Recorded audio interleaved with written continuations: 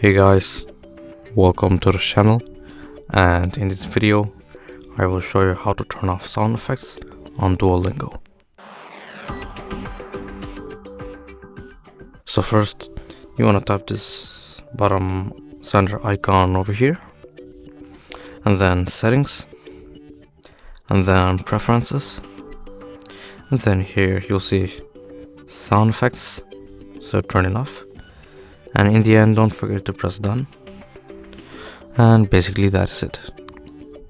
That is it for this video. Make sure to like, comment, and subscribe, and see you in the next video.